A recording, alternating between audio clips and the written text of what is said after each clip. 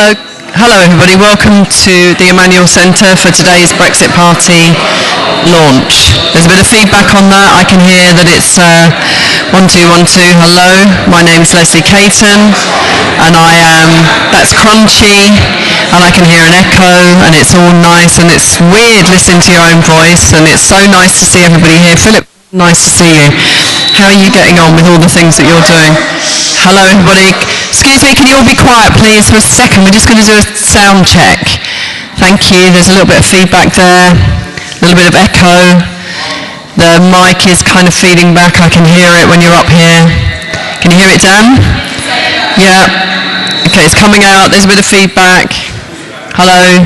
That's better. That's getting better. It's less bouncy. Hi everybody, good to see you today here. Rainy day, autumn, it's going to be really interesting, isn't it, on the campaign trail with leaves everywhere and it's pissing down with rain and, you know, I was all nice and I washed my hair and it was all looking good and, you know, and then it rained on me. So, are you listening over there? Is it worth me continuing to speak? Hello? Okay, are we going to have a mic changeover? Yeah, is that right? It's slightly up here, Chris. If I was the sound person, there's definite feedback on there's a bounce around on the sound. How can you hear it? No, okay. Well, the volume will be louder, but it's just actually it's not clean. The sound there's a radio feedback sound. Here's your man. Hello.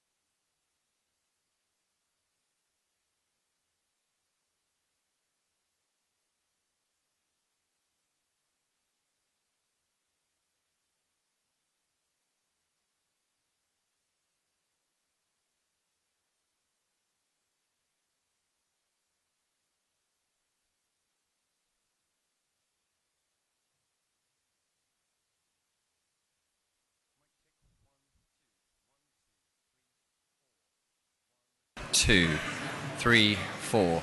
1, 1, 1, 1.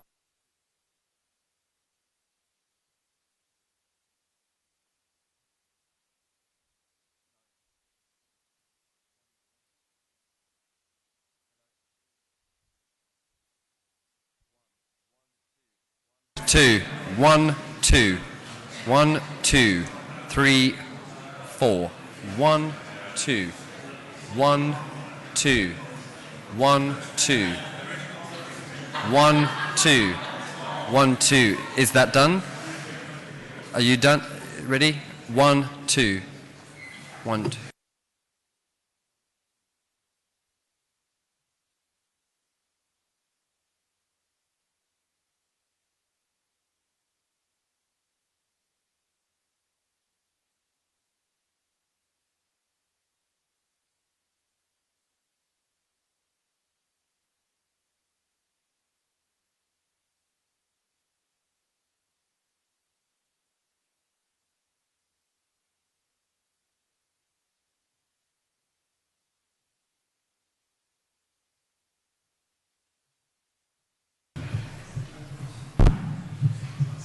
Good morning, everybody. Welcome. Welcome to the Brexit Party press launch. And here we are, Friday, the 1st of November. And regrettably, we're still a member of the European Union. For the third time, the Tories have failed to deliver Brexit on the date promised and pledged. Hundreds, if not thousands of times, Conservative Prime Ministers have promised we would be leaving the European Union. The truth is now just dawning on the country today, this morning, that the Conservative Party is unable to deliver Brexit on their own.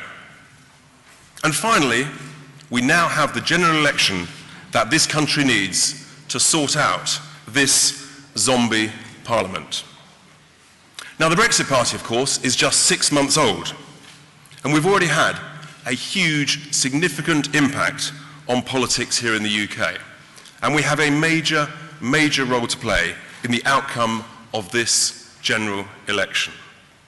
Millions of voters across the country feel utterly let down by the two main political parties and the established political class. They say imitation is a form of flattery, so I did chuckle earlier this week to hear a former leader of the Conservative Party say that they were now the Brexit Party. Let me tell you, they are not. Far from it. The Brexit Party is about common sense policies, sound common sense with competent people across the whole political spectrum. It's not a question of left or right. It's a question of common sense. We stand for a high-growth, low-tax, smartly regulated economy. That is the opportunity that a proper Brexit can deliver. And we stand on a simple slogan: change politics for good. And changing politics needs to start here, in this stinking, rotten borough of Westminster. The shambles of the parliamentary games here in Westminster in recent weeks and months highlights the need for major political reform. And it's only the Brexit Party that can be trusted on that political reform because, of course, we're not part of the political status quo. Firstly, we need to reform the electoral system.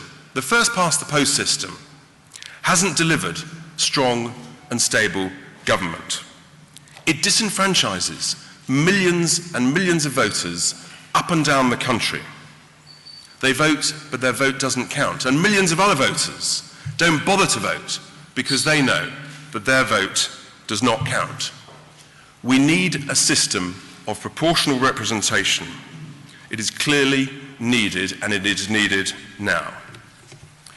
The second area of reform is that we need to reform the House of Lords. We need to abolish it and start again with a much smaller, elected second chamber. The third area of political reform that we've seen is essential is the issue of members of Parliament changing parties almost at leisure. I mean, it's become a complete merry-go-round this year. Some of them, I've lost count actually, of how many times people like Chucker have changed their party. It is ridiculous. Voters should be able to use the existing recall system so that constituents can have their say if their MPs change political parties. The fourth reform, and we in the Brexit Party have seen this, is to our voting system, which is open to fraud, intimidation, corruption, and huge abuse. Before it was changed in the early 2000s, about 2% of people who genuinely needed to exercise a postal vote had the right to a postal vote. It's now over 20% nationally. In the Peterborough by-election, it was some 29%. We need to go back to the system that was tried and tested and trusted. And the fifth area of reform, again we've just seen from recent activity, is the issue of the Supreme Court. Because the Supreme Court is now a political court. And if you're going to have a political court, then that actually needs to be open with the judges, the appointment of judges needs to be open to proper scrutiny. It begs the question, do we now need a written constitution if we're going to have a political court of judges? These are big, vitally important issues, some of which need to be determined and discussed and debated across the whole country by the people in referendums. Now, the Brexit Party, we believe that there is a huge range of areas that requires significant, massive investment for our country. Now, we announced back in June that we can raise £200 billion by three simple measures. Firstly, if we scrap HS2, we save 100 billion quid. And we were delighted to hear that the Conservative Party have started to copy our policy by announcing a review of HS2, which may lead to scrapping it. Secondly, we should not be sending £39 billion to Brussels. Indeed, the House of Lords report confirmed that. In addition to that 39 billion, Brexit Party MEPs discovered that actually our own civil servants in Brussels, they left another £7 billion of our taxpayers' money on the table over there in Brussels because they didn't understand how to get it back from the European Investment Bank. Utter incompetence. Thirdly, we need to redirect 50% of the bloated, wasteful foreign aid budget back in to UK public services that need them so much. And we want to use this 200 billion that could be saved and reinvested. Firstly, we need to invest 100 billion in the regions that are left behind, in local road and rail schemes that are oven ready. That would be far, far more beneficial to millions and millions of commuters and people who would use it in their daily lives than HS2. Secondly, we need to invest billions in digital infrastructure. Domestic broadband, the base level speed of domestic broadband, should be free for everyone. It is now literally a vital personal utility. All public transport, buses, trains, tubes, trams, should all have free Wi-Fi. It's not fair. It is simply not fair that you only get that on the London Tube and a few fast trains. We need to invest in young people. All interest on student loans. It's absurd to have an interest rate for students of over 6% when the government is borrowing 30, 40-year money at under 1%. But as or more importantly, bearing in mind that more young people do not go to university, we need a proper, simple, workable apprentice scheme that is usable by employers, unlike the current scheme, the apprenticeship levy, introduced by this government, that is so complicated that actually it's led to a complete collapse of new apprenticeships. We need to invest in our high streets, vital parts of communities. So we should have, we believe and propose, there should be zero business rates for high street retailers and leisure operators on the collapse of new apprenticeships. We need to invest in our high streets, vital parts of communities. So we should have, we believe and propose, there should be zero business rates for high street retailers and leisure operators on the high street, which would be offset by a small online sales tax. It's unacceptable in our communities, towns and villages, that are damaged by having swathes of empty shops. We need to bring life back into our high streets. We'll be announcing later on in the campaign plans to help entrepreneurs and small businesses with tax incentives. They are a vital bedrock of our economy. Crucially, we need to invest in fishing and our coastal communities. If we leave with a clean break Brexit, that is a huge opportunity for more jobs, more investment, more tourism in some of the most deprived areas around the country. And this Conservative government is simply not telling the truth when they say, under Boris's deal, that they are getting back of our waters. They are not. We need to invest in the environment. We need to plant tens of millions of trees to capture CO2. And we need to invest in recycling our waste in this country. It is morally indefensible that we pay other countries to take our waste, to be put in landfill or burnt, or worse still, as my own son saw in Asia, on the beaches of Vietnam, to see plastic from the United Kingdom discarded, piled up, huge piles of plastic bottles from the UK, clogging up Asian seas. It is totally indefensible. We have to change that. We need to invest in health and social care. And amongst our own MEPs, we have superb expertise in this sector, in particular with our NHS spokesman, Dr. David Bull.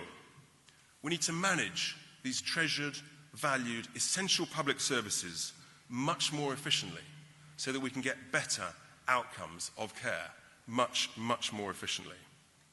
We'll be releasing more details about our policies and our plans through the campaign. We know in the Brexit Party that we can cut the cost of living for people up and down the country with a proper Brexit. Leaving the customs union means that we can cut tariffs on food, clothing and footwear. It's extraordinary that the Labour Party doesn't want to do that.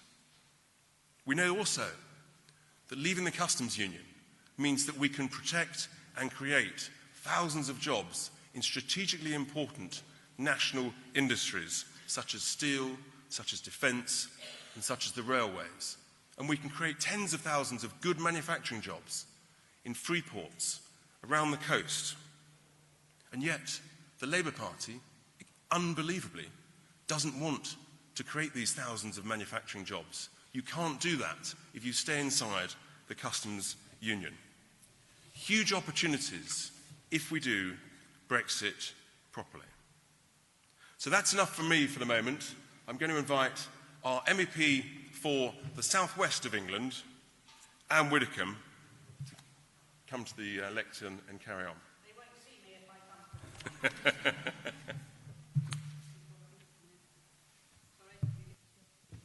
We have the microphone work. There we go. Thank you. Thank you very much, Richard. I just want to say briefly why I have joined the Brexit Party beyond the issue of Brexit itself. And I knew when that moment came, when my movement from the Conservative Party, which I'd been in for 55 years, became quite inevitable. Because it isn't just that Parliament has been a circus for the last 3 years, it has also been profoundly dishonest. Now, when I was a parliamentarian, the one rule that was unbreakable was that you did not lie to the House of Commons. If you made an honest error, you had to correct it, you had to put it on the record in the library. Honest error was one thing. We also know that politicians quite regularly are, as the expression goes, economical with the truth. But those things are completely different from an outright lie. And my moment of disillusionment came when Theresa May assured the House of Commons and the nation that her deal would not involve being trapped in the customs union forever, and she went further. She published legal advice from her Attorney General, which appeared to uphold that interpretation. Then, of course, as we all know, Parliament forced the publication of the full advice, and the opposite was true. The Attorney General had said, in black and white, that it could indeed trap us in the customs union forever. And that was the moment. That was the moment. It wasn't the circus. It wasn't the disorder. It wasn't the chaos. But that was the moment when I knew that something had to be done to regain parliamentary standards. And it's gone on. How often did Boris assure us, and the House of Commons, that he was going to make sure that we left the European Union on the 31st of October? He knew he didn't have a majority. He knew the opposition were not exactly going to cooperate. He knew the Speaker was most unlikely to facilitate any clever ideas that he had. He knew all of that, and he still stood there and said to the nation, do or die, we're leaving on the 31st of October. It was a rhodomontade of rot, and he knew it. And it's easy just to dismiss it as, oh, well, this is Boris's bombast. No, he was promising something he knew darn well right from the start, that he would almost certainly be prevented from delivering. Meanwhile, within Parliament, we have seen the Labour Party put party before country, maximise the discomfort of the government at every turn, regardless of whether or not that was good, in this case, for the future of the country. And I do believe that we have rotten politics, and I'm not using that as an exaggeration, rotten politics in this country at the moment, and that one of the things we have to ensure is that Parliament is composed of people who believe in what they say, who try to tell the truth, and who are meritorious and devoted. That is what we need. And that is the sort of politics that I want to see for Britain. And that is why, quite apart from the issue of Brexit itself, I now have lost all confidence in either of the two main parties. I never had any confidence in the third. I have lost any confidence that I might ever have had that here was a major party striving for the public good. And so that is why I'm delighted to join the Brexit Party. And, of course, I think it's a great honour to be here with Claire. We don't agree on much else, but we agree on that. And that is our motivation, and that is why I believe that we really can make a hugely significant difference to the way this election turns out. Thank you, Anne. I know that you will make a huge contribution to our national campaign as we tour around the country talking to thousands, hundreds of thousands of voters across every region of the land.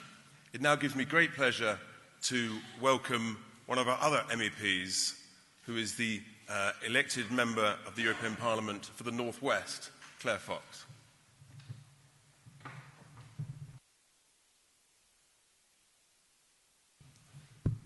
Thank you both, Richard and Anne.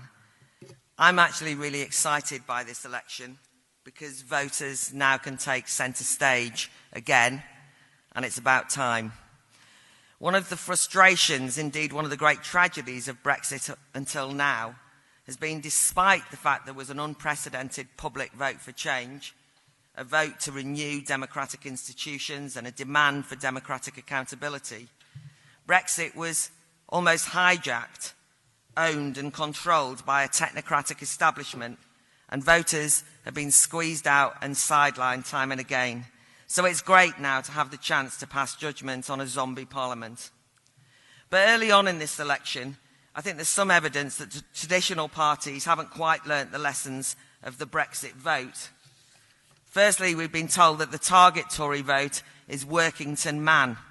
Older, white, male, pro-Brexit. It looks like you're all in, actually, but anyway. I've been delighted to watch this latest patronising election moniker implode quite early on. The good people of Workington are furious at this attempt to put them into a caricatured straitjacket. Workington Rugby League Club has issued a statement rejecting this nonsense, and in all the Vox Box so far, voters just won't confirm to type. At the very least, I think this shows that since the 2016 EU referendum, the electorate refuses to be anybody's stage army. They think for themselves, they're unpredictable, they're independent-minded. So, almost from day one, a lesson for all political parties, it seems to me, is don't take the electorate for granted. That's why it grates so much when I hear Tories, rather arrogantly, assuming that they can just rock up into northern heartlands, places they've disdained, ignored and decimated over the decades, and then simply expect that all that will be forgotten if they throw some policy trinkets and dosh at voters and then proclaim we are the real Brexit party. I find it galling to hear the Conservatives issue a command that all Leave voters must vote Tories. This seems insultingly complacent. The truth is, the Tories don't own Brexit. No party owns Brexit, and that includes the Brexit Party. Every vote in this election needs to be fought for. Every voter needs to choose whose vision of the future of post-Brexit society is most compelling. On that vision, I confess that when I hear Boris Johnson's slogan, "Let's get Brexit done," it sends a chill, because it's let's get Brexit done and then we can concentrate on the important domestic issues. My heart sinks because it suggests the Tories, like so many politicians, see Brexit as an inconvenient hurdle before going back to politics as usual. But surely that plea to go back to the traditional, same old two-party politics completely squanders the radical promise of Brexit, which at the very least was a vote to overturn the status quo. In my campaign to become an MEP, I was struck in the Northwest by the resonance for the strapline, "Change politics for good." Up and down the Northwest, I heard people proclaim that after 3.5 years of broken promises and watching the great lengths to which the Remainer elite had gone to upend their democratic principles in order to preserve their grip on power, people kept saying Brexit has to be more than just technically leaving the EU. So reverting to the status quo and a political business as usual is just not good enough. The reason to fully break from being entangled in unaccountable EU institutions is a chance to have a root and branch democratic reform, as described by Richard, from tackling the undemocratic Lords to challenging judicial overreach. Politics as usual just doesn't cut it as an inspiring vision for the transformation of British politics as promised by Brexit. And it just seems cynical and dishonourable to exploit the understandable exhaustion and exasperation of the electorate after years of the establishment defying their mandate in order to push through, because people are tired, a minimalist get Brexit done and then go back to normal life. And as for Labour, they too want Brexit to return to their normal, which is the safe territory of Tory-bashing normal. In fact, the Labour Party are keen to talk about anything but Brexit. They want to avoid it, especially to their traditional voters who voted to leave the EU in their millions. How does Labour face these voters after reneging and betraying the promise that they made themselves to uphold the referendum vote? and now becoming a fully signed-up Remain party.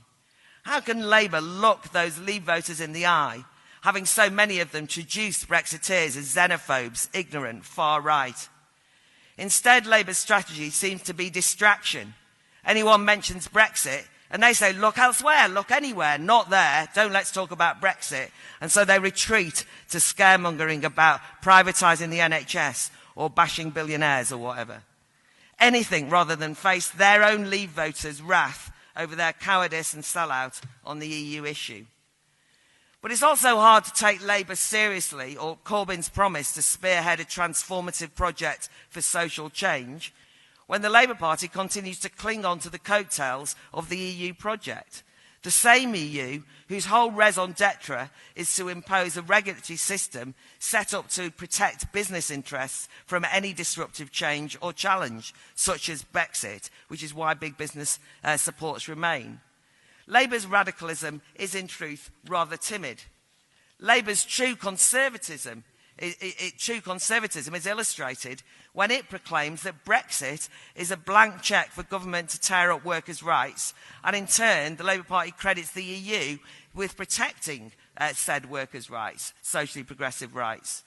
How insulting is that to all those British workers and trade unions and civil libertarians who have historically fought long and hard for those very rights? Let me tell you, it's not the likes of Christine Lagarde, Michel Barnier or Ursula von der Leyen who can take credit for improving working conditions in the UK over the decades. And what's more, that claim is delusional. To quote Larry Elliott from The Guardian, no less, he said, from the earliest days, the overriding principle behind the European project has been to make life easier for capital, which is why multinational corporations like it so much. So, Mr Corbyn, can I remind you of the EU's 2015 imposition of austerity on Greece? Anyone who dared to suggest to Greek workers that they should look to Brussels to protect their rights will be given short shrift. And I think we should give short shrift to Labour when they say the same to workers here. To conclude, whether it's Labour's pessimistic lack of confidence in our own ability to take control of improving working conditions without the patronage of Brussels employment lawyers, or the Tories' defensive, minimalist message that the only choice is to get a shoddy deal over the line, both dangerously threaten to squander the promise and potential of Brexit, which is real change. So now it's time for voters to choose. And of course it's scary because that's what democracy's like. It's time for us to look voters square in the eye, to be honest and not patronise them with the usual easy election promises, but to say we have a chance here, something new, let's do something new. Let's discuss why now is the very time to change politics for good. And in that sense, the Brexit Party is an insurgent party, is the one to watch in this election. Thank you very much.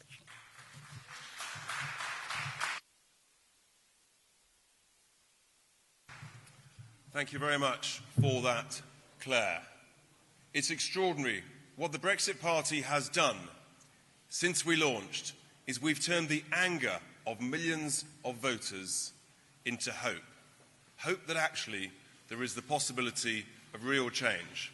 There's no question that we have some of the highest quality people who've ever come into public life with our existing MEPs, but also with our hundreds and hundreds of prospective parliamentary candidates who stand ready to fight this election. And they, of course, will be led by none other than our party leader, Mr. Nigel Farage.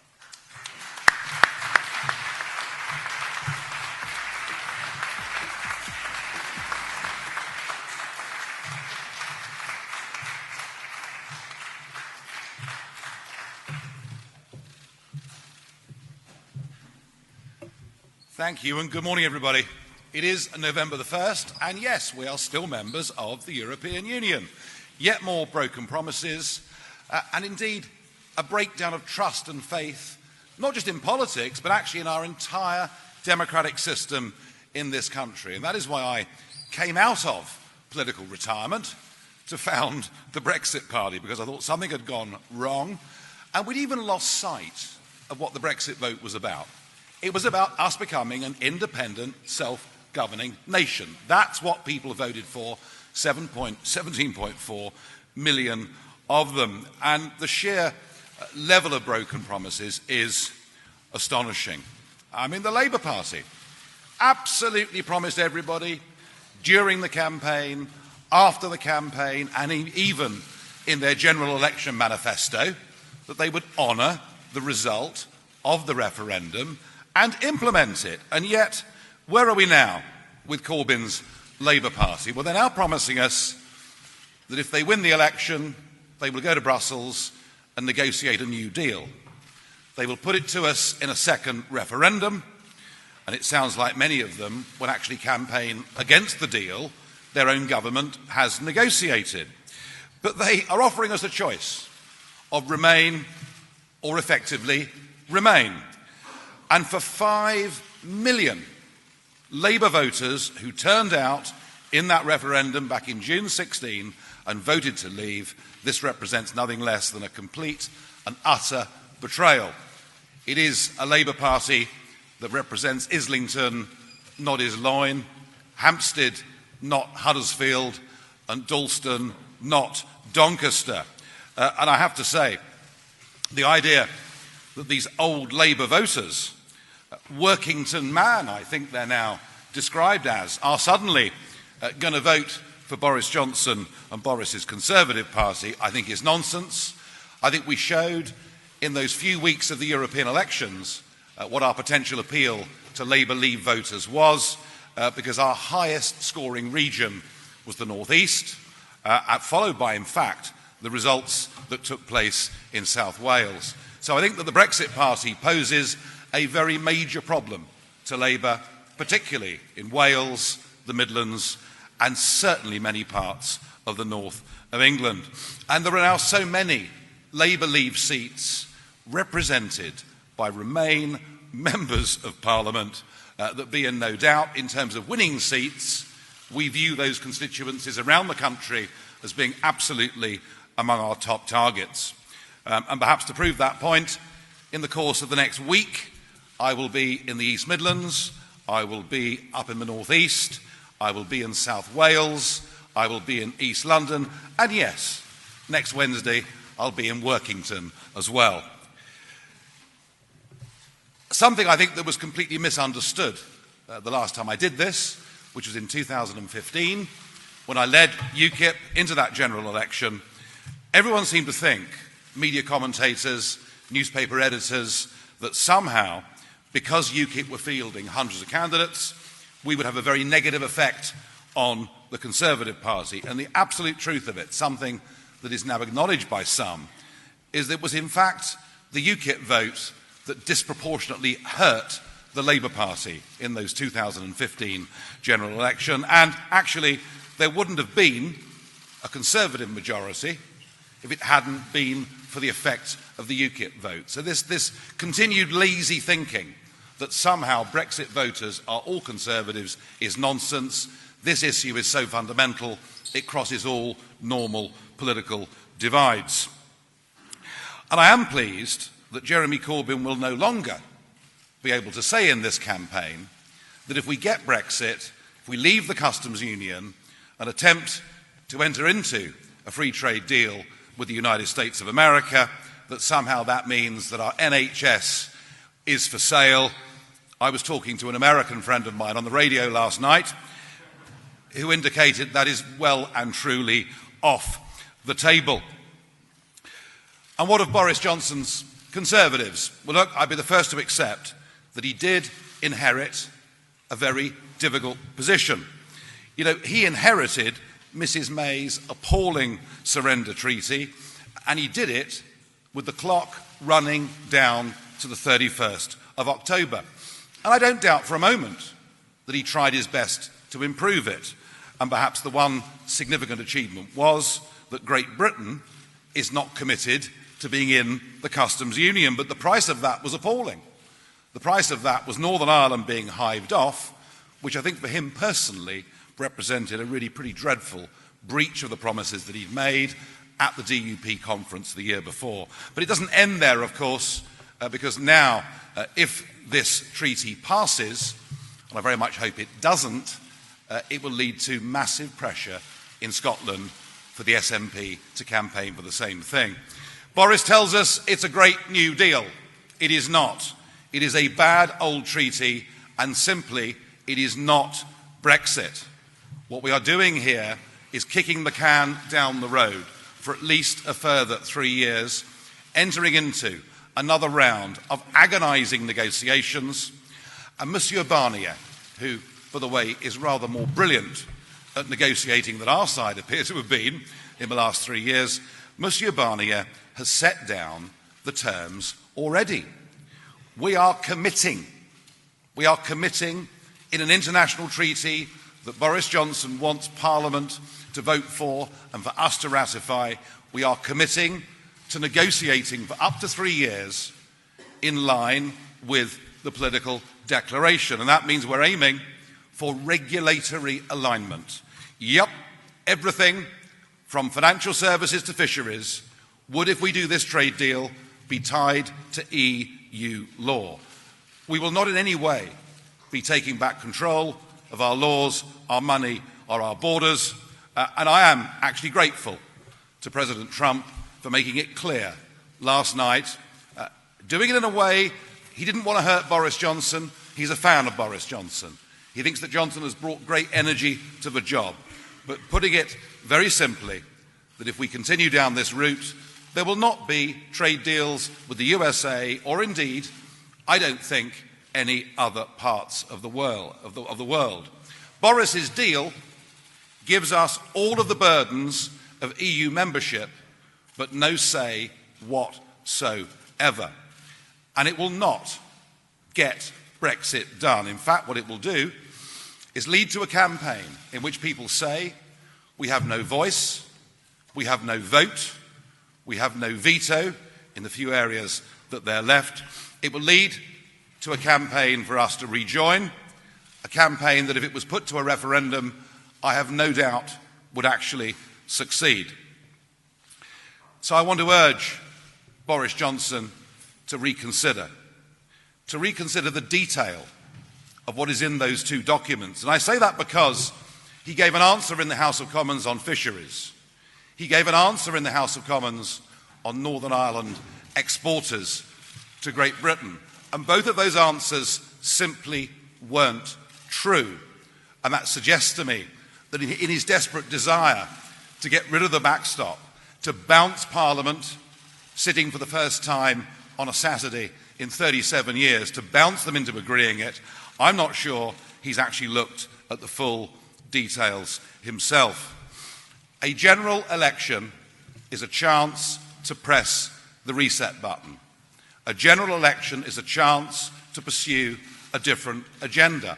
After all, no parliament may bind its successors. It's what we expect in general elections, in main party manifestos. So I'm going to say this to Boris Johnson: drop the deal. Drop the deal because it's not Brexit. Drop the deal because as these weeks go by and people discover what it is that you've signed up to, they will not like it. And I also am more than willing to compromise my position. You see, I've been saying for months we have to go for a clean break Brexit. And I've said that because it was the only way of delivering Brexit on the 31st of October. But if Boris said that he now wanted to go down the route of a genuine free trade agreement, along the lines perhaps of Canada or other models, and that in doing so he would not sign us up to political linkage, he would not keep the continued jurisdiction of the European Court of Justice, that he would simply go for a free trade deal, he'd give a deadline of the 1st of July, and failing that, of course, we could both go to Geneva, to the World Trade Organization, under Article 24. We could leave the European Union, but have several years, in fact, to negotiate the new agreement. If Boris was to go along with that, I would view that as being a totally reasonable position. And in the interest of building a Leave alliance, I would be more than happy to back that. Of course, he would have to say that if they were being completely unreasonable, if they didn't want a free trade deal, if they weren't prepared to go to Geneva, then of course we would leave on July the 1st on WTO terms, and he would have to say it, and indeed he really would have to mean it. Either way, pursuing that route would mean not having a new EU treaty. Pursuing that route would mean not entering into negotiations on the completely impossible conditions that Barnier has set out already in the political declaration, and that really would be Brexit. I believe the only way to solve this is to build a Leave alliance across this country. And that doesn't mean just Conservatives and the Brexit Party. There are Labour figures out there that I've spoken to who would more than happily stand in this election if we could put this coalition together. But if it was done, Boris Johnson would win a very big majority. And on that manifesto, we really could get Brexit done. In fact, to quote a friend of mine, we'd become an unstoppable force. I hope and pray that after 25 years of endeavour on my part, that this works. But if it doesn't, well then, the Brexit Party will be the only party standing in these elections that actually represents Brexit. And if that's the situation, there are two things that we will do. The first is to make sure that every house in this land is informed as to what is in the treaty and what is in the political declaration, what the costs of this are, what the time implications are, to make people truly understand the extent to which this is a sellout. And the second thing in those circumstances that we will do is we will contest every single seat in England, Scotland and Wales. And please don't doubt that we are ready. Don't underestimate our determination or our organisation. Indeed, next Monday we have 500 candidates coming to London, and they will all be signing their candidate forms on that day, and you're all very welcome to come along and to witness that. You know, as we showed in those European elections, we are able to attract a very high quality of candidate with far more diverse backgrounds than the Labour, Conservative or Liberal Democrat parties. And we're doing this because, you know, coming from all walks of life, we don't trust the establishment to deliver on their own. Indeed, if it hadn't been for Jimmy Goldsmith, the Conservatives would never have made the pledge to have a referendum before joining the euro. If it hadn't been for UKIP, there would have been no referendum on EU membership. And without the Brexit Party, we will never get a meaningful Brexit done. We are determined to deliver Brexit. We are equally determined, as you've heard earlier on this morning, that politics cannot just go back to the way that it was before. This country is crying out for genuine political reform, and we will campaign on that during this general election too, because we really do want to change politics for good. And I know inevitably you will ask me about funding. Well, I can tell you we have enough money right now for a fully funded election campaign, and by the look of the way money is coming in on our website, we will have more than enough to fight this campaign and to fight it well. Now, of course, I'm open and flexible to local exceptions, and already we are in communication with a number of MPs who are prepared to renounce the withdrawal agreement, to renounce the deal, and they themselves to stand on a ticket of a genuine free trade agreement or leave on WTO terms. And of course, in those cases where MPs say this, we will view them as our friends and not as our enemies. And more interestingly, already we're being approached to put together informal arrangements on the ground, constituencies in which they may have a better chance of winning and we won't bother to campaign, but equally constituencies in which we have got a better chance of winning and they won't campaign. And that is already beginning to come together. But that is not the real deal. The real deal is a Leave alliance that wins a big majority in Parliament. The real deal is a Leave alliance that delivers a genuine Brexit. I hope that common sense prevails over the course of the next 2 weeks. We are prepared, all of us in the Brexit Party, to put country before party, and we put that appeal out to Boris Johnson and others in the Conservative Party. Now is the right time to do this, but if they choose not to, we will stand up and do this on our own. 17.4 million people voted Brexit, and they deserve to get it. Thank you.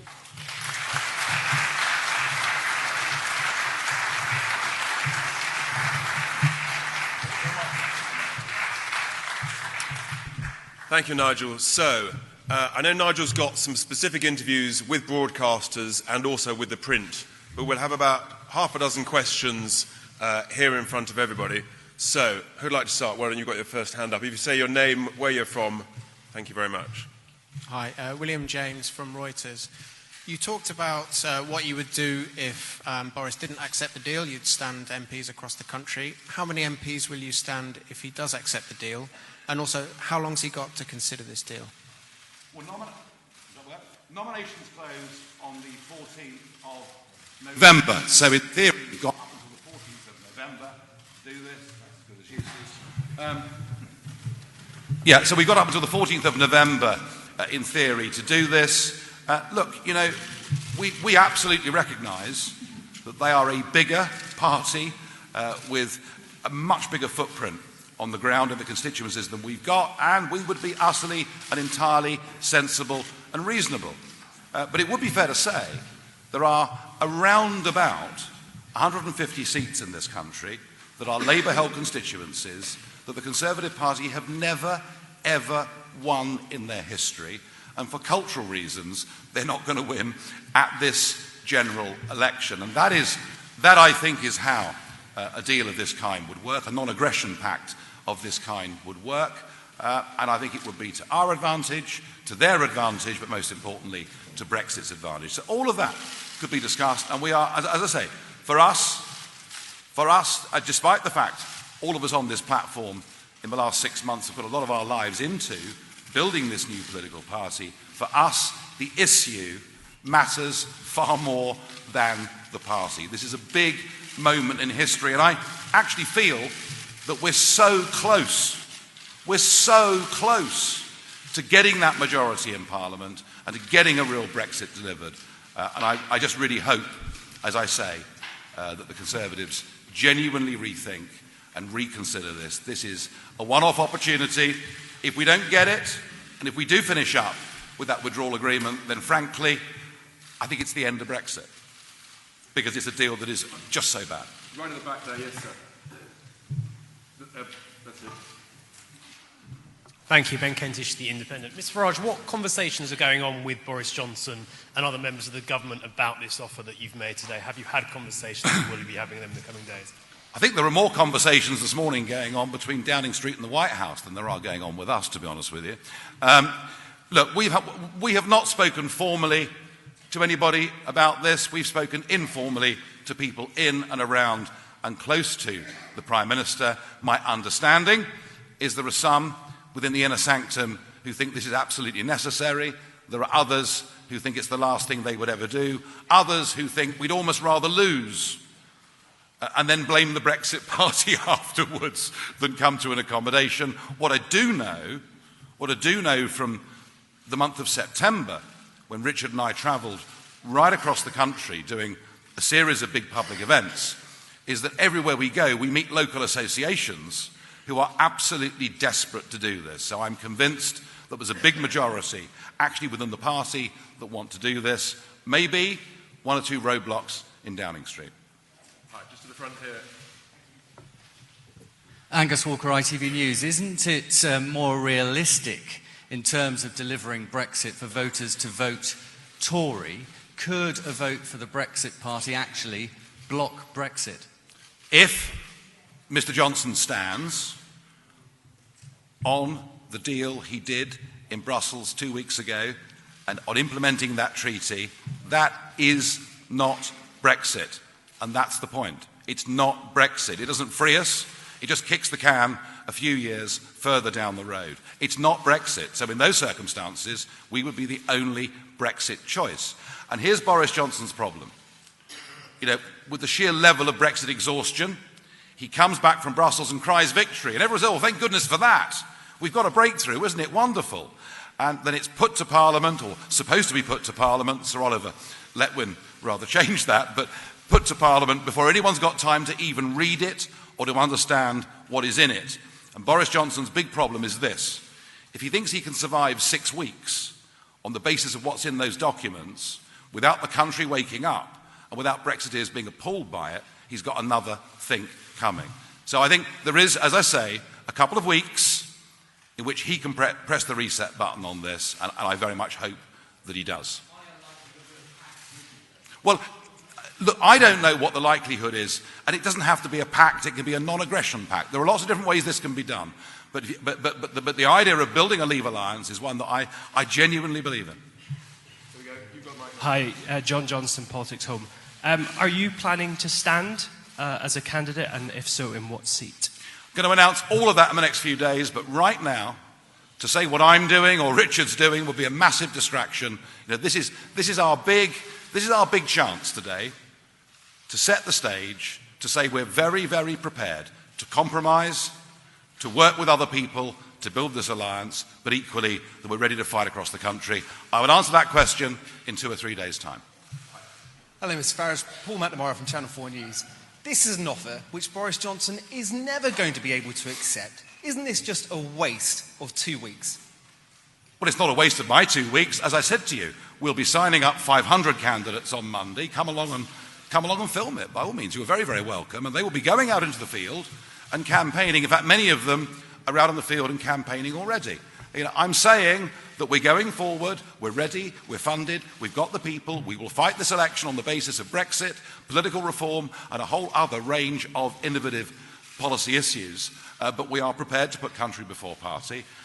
And in the end, it'll be up to them. I mean, I would have thought that with a strong, active Brexit party and a clear message on what we stand for, as opposed to a treaty and years more negotiations, that there comes a point within the next couple of weeks when they will say to themselves, even though we don't want to do this, even though the Conservative Party historically never does these things, actually, we've got no choice. Whether they do it out of high principle, whether they do it because they just want to win the election, I don't really care. I don't mind how it happens, I just care that it does. Tom. Hi, Nigel. Tom Newton-Dunn from The Sun. Just to make clear your terms, it would appear you're asking Boris Johnson to stand aside, not field Tory candidates in 150 seats to give you a clear run, and in exchange, you won't field candidates in every other Tory seat. Is that correct? And secondly, if he doesn't accept your terms, what is your realistic hope going head-to-head against him everywhere of how many MPs you can get? 5, 10, 50?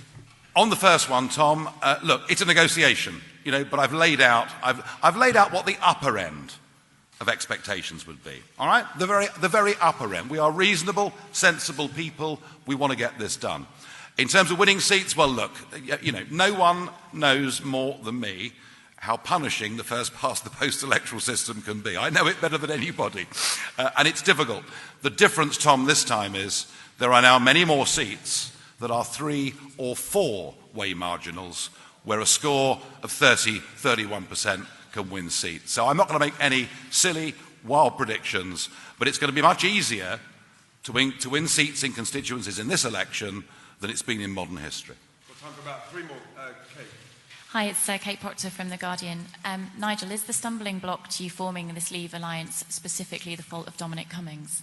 I don't know is the honest truth. You know, I'm sure he's a very charming chap and easy to work with, but I don't know. All I can say to them is this. If they really think they're going to win this election with their Workington Man proposal, they really want to get outside of the office and of London a little bit more, because they really are whistling in the wind. They need to rethink this. You know, I find it very interesting that on the tour that Richard and I did We did a day in Doncaster, a big event at the racecourse in the evening, and it was an area which in the European elections we topped the poll in pretty much every single constituency, or at least council area as they were counted. And 5 days later, who was in Doncaster? Boris Johnson. I think he perhaps should be spending more time in seats where they're vulnerable to the Liberal Democrats rather than wasting his time going after the old Labour Leave vote. As I say, I don't know fully what their thinking is, but I do know, because I have had reach out from some who visit that building regularly, so there is a conversation going on. Thank you. Andy Bell, 5 News. Mr Farage, I mean, it might not be the purest form of Brexit that you would like, but there are millions of people out there who voted for Brexit in 2016 who think they're about to get it with Boris Johnson's agreement. Aren't they entitled to say, you're the one who's now going to mess this up by potentially allowing Jeremy Corbyn into Downing Street, and there'll be another EU referendum, and that will be the end of Brexit? Well, quite often people buy used cars and the bonnet looks quite shiny and it all looks very attractive, but it breaks down rather quickly and is a disappointment in every regard. And that's exactly what Boris is trying to do. He's trying to sell a second-hand motor where he's polished up the bonnet, but actually underneath, nothing has changed. This is Mrs May's appalling surrender treaty. That is what it is. And I would say this to you.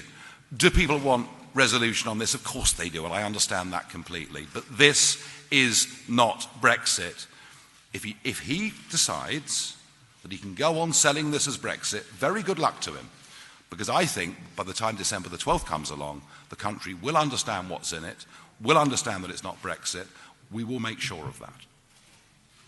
I mean, you keep saying that you are the only party fighting for a real Brexit, but there is more than a reality that you would split the Brexit vote. So do you accept that there is at least a risk that you could be the last hope of Remainers and those campaigning for a people's vote? At least a risk? Well, I think you're right, John. I mean, I think the risk of the vote being split is very real. Very real. We saw it in Peterborough. You know, we were the lead challenger to the incumbent Labour Party, and because there was a Conservative candidate, the Labour Party won by 600 votes. It's a seat the Brexit Party would have won if the Conservatives had not split our vote. And equally, in Brecon and Radnor, which in the end became a very close head-to-head between the Liberal Democrats and the Conservatives.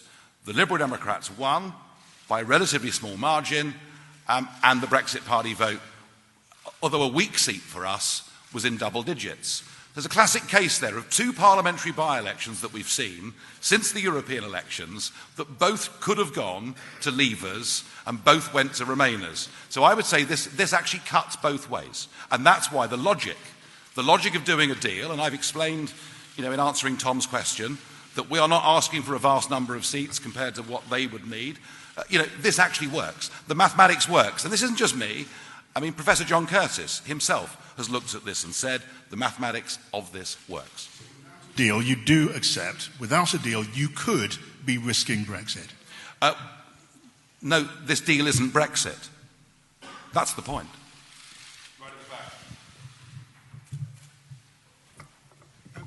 Nigel, Theo from LBC. Just very quickly, is there a danger that Boris Johnson was to say something to you before November the 14th when nominations close, you're able to do a deal on your clean break Brexit platform, and then the manifesto, the Conservative manifesto, looks markedly different from what he promises you?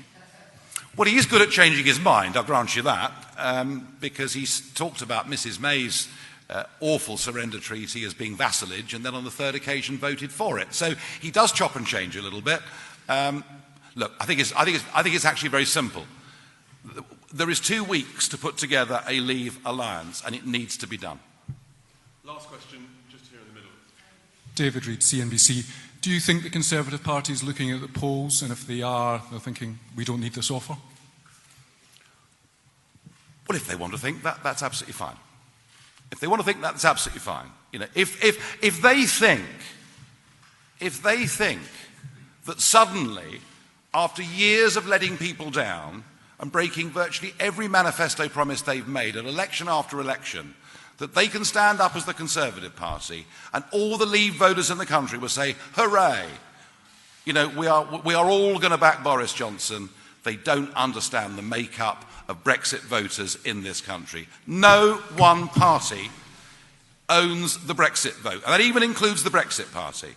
This is something that crosses all traditional loyalties and divides, and it's why the only way to get Brexit done is to form a Leave alliance and to win this election with a big, stonking majority.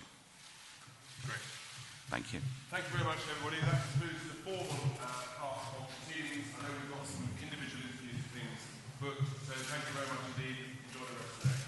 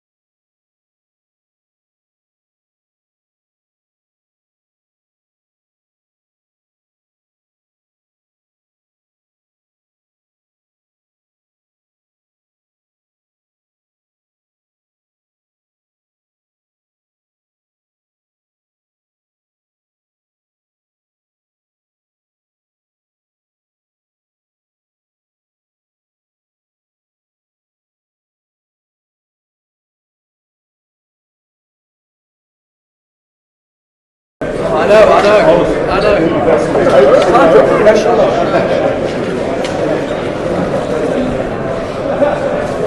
Not like you to work for notes.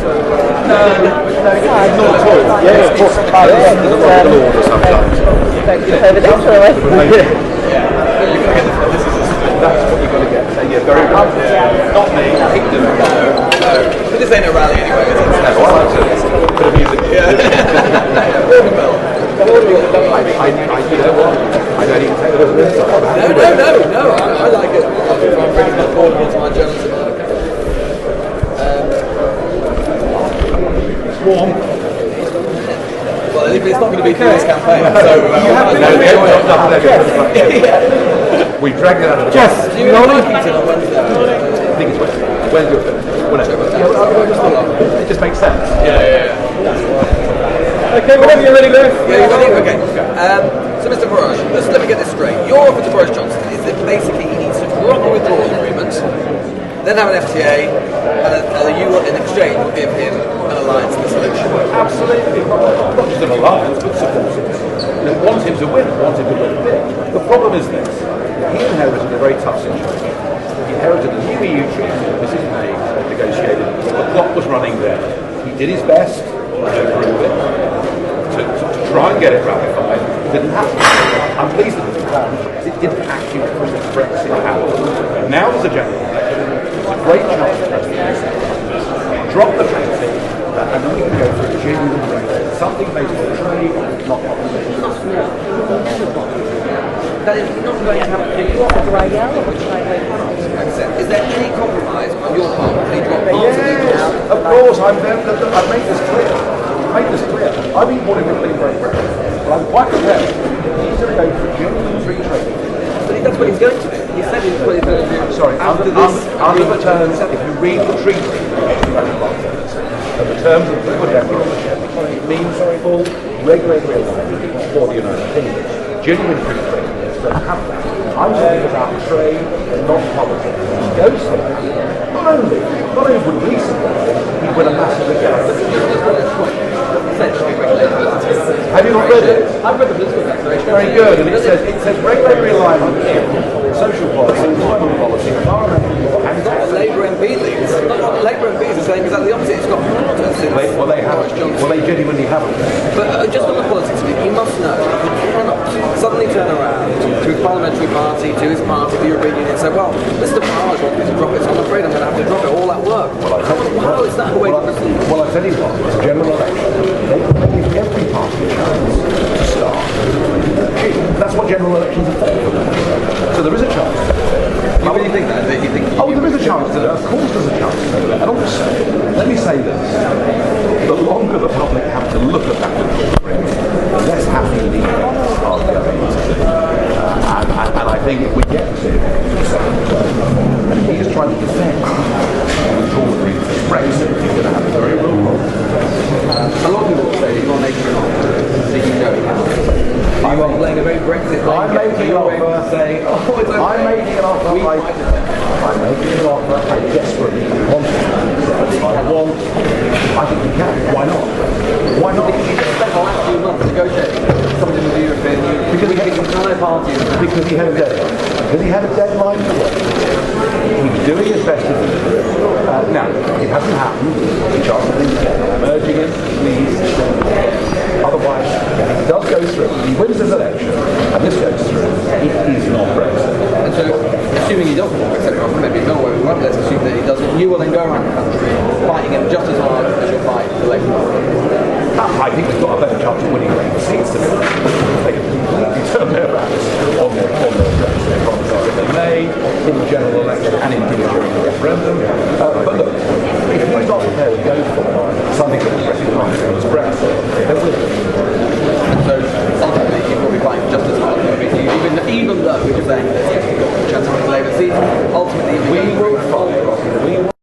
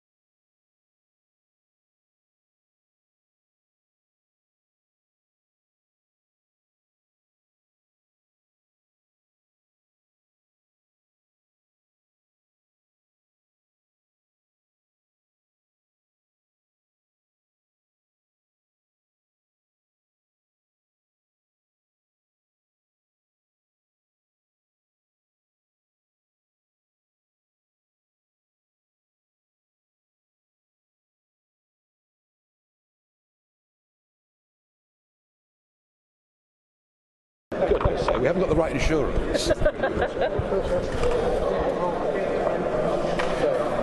want to make this a Brexit election. Brexit is your party's big selling point. It seems like the country wants to talk about other things too. Can you really keep a Brexit conversation going for the next 6 Oh, we're going to talk about other things. We're going to talk about broken politics in this country, faith and trust in the system being lower than it's ever been. We're going to talk about fundamental changes to the House of Lords, the voting system, postal voting and fraud, citizens' initiatives to hold referendums. We're going to talk about everything. But I don't think anyone can pretend that ultimately this will not be a Brexit election, because it will be. Is that the thing that's going to be on voters' minds when they go into the booth and decide which box to tick? Are they just sick of Brexit? They're sick of it going on for year after year, and they'll be looking for a solution. Remainers will be looking for a way of getting a second referendum, and Leavers will be looking for a way of leaving. And the point that I'm making is that Boris Johnson's EU treaty, his withdrawal agreement, simply isn't Brexit. It just kicks the can down the road for a further 3 years, does not get us out from the European institutions, and the longer the public have to look at this, the less they'll like it. And I'm just urging him, please drop the treaty. It's a general election. It's a chance to press the reset button, and if you go for an arrangement with Brussels based just on trade and not on politics, we will support you, the country will support you, and you'll win a massive majority. But if you're not prepared to do that, then clearly we have to fight in every seat. You talked about a Leave alliance fighting some seats and not others. What about the Remain alliance? How big a threat is that to you? Well, to some extent it's happening, isn't it? You can see local relationships building between the Greens and the Liberal Democrats, and in parts of Wales with Plaid Cymru. So there are some Remain alliances forming. Ultimately, though, the Liberal Democrats and the Labour Party are never going to do an alliance. So the reality is the Remain vote is split, and we've got a chance to ally the Leave vote. And that, for us, I think is a very exciting possibility. How do you get on with Boris Johnson? Is he someone you can work with in a government, in a capacity? Yeah, fine. No problem at all. I've got no difficulties or problems with Boris Johnson whatsoever. On this question of Europe, he's flipped and flopped a bit. He twice voted against the withdrawal agreement. He then voted for it. So he's shown his ability to change position. And now, Mr. Johnson, is the time. Drop the treaty and let's get on with a proper Brexit. And last one, you talked about fixing this country, the political system. Is one election enough to No. One election is enough to get a proper Leave majority in Parliament, to get Brexit, a proper Brexit delivered. I think in terms of reform of everything, the rules by which the Supreme Court works, the abomination that the House of Lords has become, these things will take time. But I think it's about time that British politics join the 21st century.